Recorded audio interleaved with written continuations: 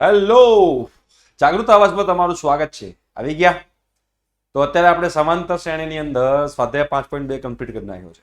આગળના લેક્ચર જોવાના બાકી હોય, ચેપ્ટર્સ જોવાના બાકી હોય બીજા બધા, તો ડિસ્ક્રિપ્શન બોક્સમાં પ્લેલિસ્ટની લિંક છે, તમે જોઈ શકો છો અને આગળના વિડીયોઝ લેક્ચર્સ જોઈ શકો છો. અમારી વેબસાઇટ પણ છે, એની લિંક પણ નીચે મૂકી દઉં છું મટીરિયલ માટે, અને આપણે વોટ્સએપ ચેનલની લિંક છે એ પણ મૂકી દઉં છું. તમારે એમાં જોડાવવું હોય તો જોડાઈ શકો છો. ઓકે, હવે આજે આપણે બેટા નવો ટોપિક સ્ટાર્ટ કરવા જઈ રહ્યા છીએ.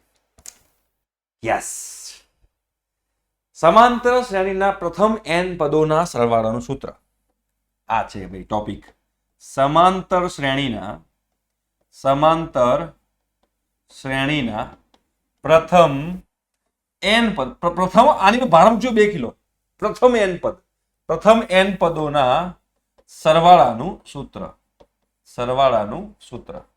સમાંતર શ્રેણીના પ્રથમ n પદોના સરવાળાનું સૂત્ર જે છે એ આપણે અહીંયા શીખવાનું છે. એટલે કેવા શું માંગે છે આ પાર્ટી, જો તમને સમજાવું, ખબર પડે. અહીંયા સમજાવું શું કહેવા માંગે છે. જો ધારો કે એક સમાંતર શ્રેણી છે, 1 2 3 4 5 6 7 dot dot dot dot dot.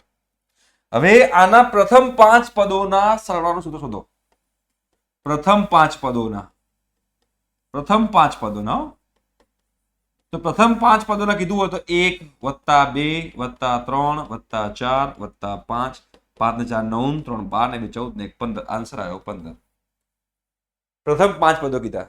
જો પ્રથમ 6 પદોનો કીધું હોત, પ્રથમ 6 પદોનો સરવાળો કીધું હોત તો 1 + 2 + 3 + 4 + 5 + 6.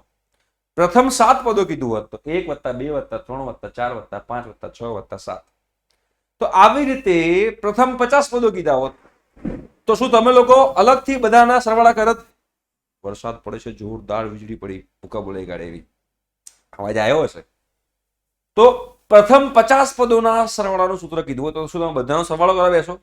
બધાનો તમે સરવાળો કરવા બેસો બોસ તો જિંદગી ક્યાંય જતી રહેશે, તકલીફ પડી જશે બેટા. એટલે બધા પદોનો સરવાળો કરવા બેસાય નહીં. તો શું કરવું જોઈએ? તો આપણે એનું સૂત્ર બનાવવું જોઈએ, અને સૂત્ર બનાવીને સૂત્રનો ઉપયોગ કરવો જોઈએ. સિમ્પલ વસ્તુ છે, સાદી વસ્તુ છે, ખબર પડે કે ના પડે? બિલકુલ પડી જાય. તો હવે અહીંયા આગળ મને ખબર છે કે કોઈ પણ એક સમાંતર શ્રેણી છે, આપણે કોઈ પણ સમાંતર શ્રેણી માટે બનાવવાનું છે ને, ખાલી એક સમાંતર શ્રેણી માટે નહીં, બધા માટે કોમન એક સૂત્ર બનાવવાનું છે. તો બનાવીએ.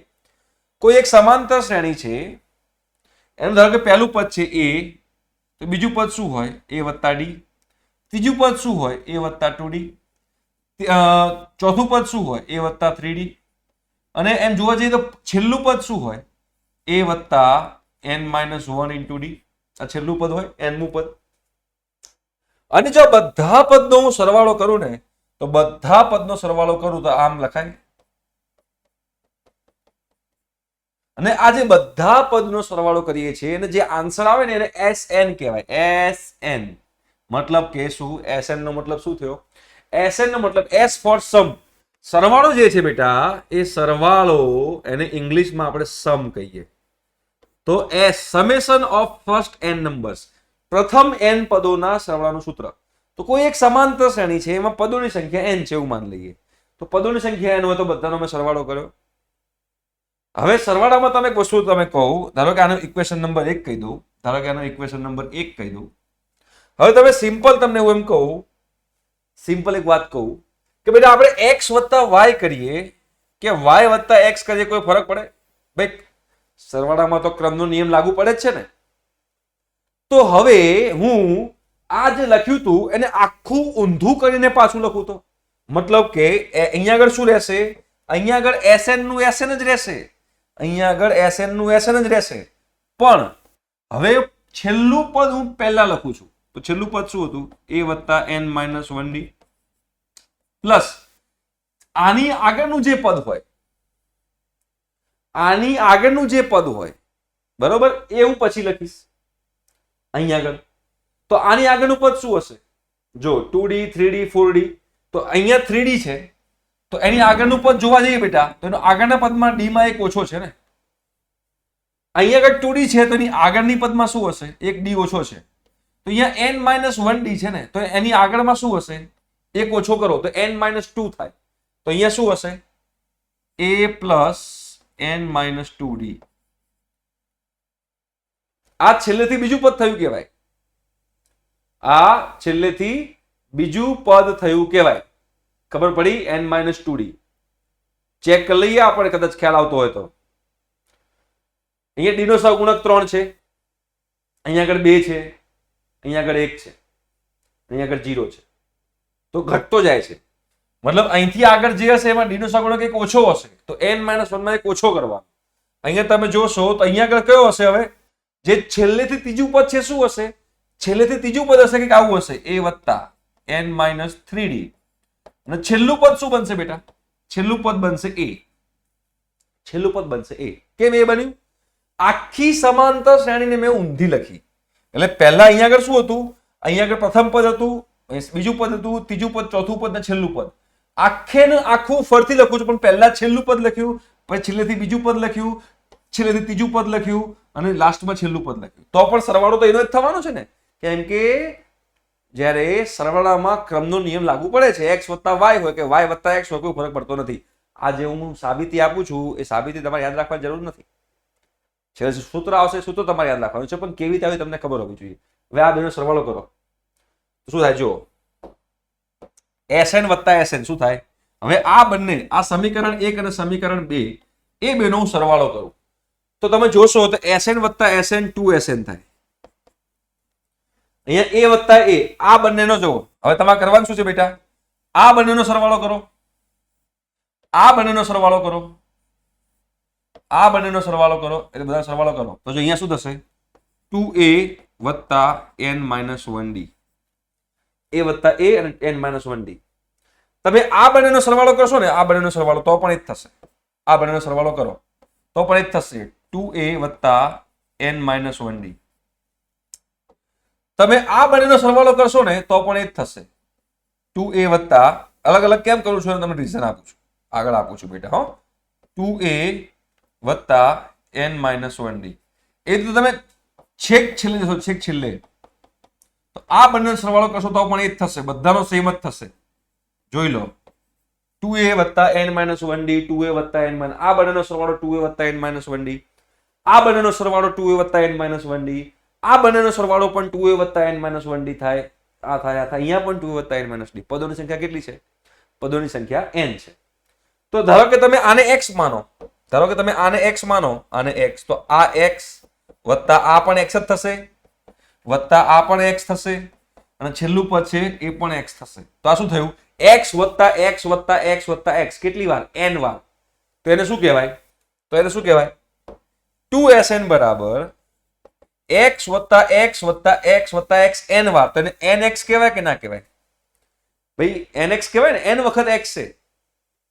પદોની સંખ્યા n છે ને, પદોની સંખ્યા n છે, પણ x બરાબર શું આપણે ધાર્યું હતું? x બરાબર ધાર્યું હતું આપણે 2a વત્તા n-1d. તો હવે નેક્સ્ટ સ્ટેપ શું થયું?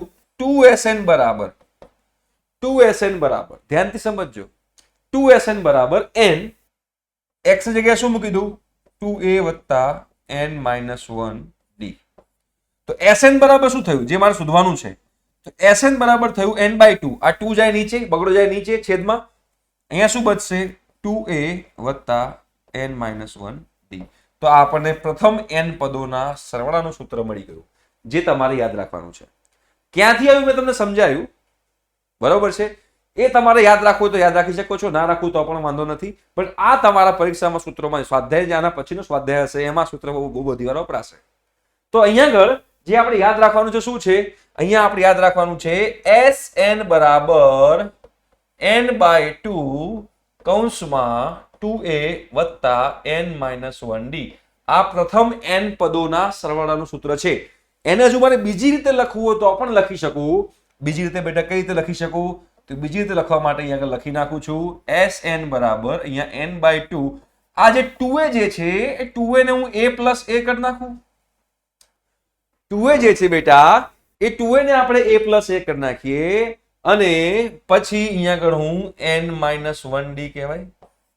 તો જો Sn બરાબર n/2. ધ્યાનથી સમજો, તમારી અંદરની શકુંતલા દેવીને તમે જગાડશો તો તમને ખબર પડશે આ a વત્તા n-1d શું છે? છેલ્લું પદ છે. જો છેલ્લું પદ છે ને, તો એને આપણે છેલ્લા પદને શું કહેવાય? લાસ્ટ. તો લાસ્ટ ટર્મ કહી શકાય. તો a વત્તા આને લાસ્ટ ટર્મ માટે l. તો આ પણ જે છે એ સમાંતર શ્રેણીના પ્રથમ n પદોના સરવાળાનું સૂત્ર છે. બરાબર છે.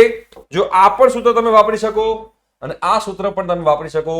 આપણને દાખલામાં જે આપેલું હોય એ પ્રમાણે આપણે દાખલો ગણવો પડે. બરોબર છે. હવે અહીંયા આગળ આપણે શું n શું છે તો અહીંયા આપણને ખબર હોવી જોઈએ n જે છે એ પદોની સંખ્યા છે. પ્રથમ 5 પદ કીધા હોય તો n બરાબર 5 થાય. એ શું છે એ છે પ્રથમ પદ. ઓકે. ડી શું છે ડી છે તફાવત. ડી છે તફાવત. બરાબર છે. આ સૂત્ર વાપરીએ તો n શું છે આ સૂત્ર વાપરીએ તો n જે છે એ પદોની સંખ્યા છે.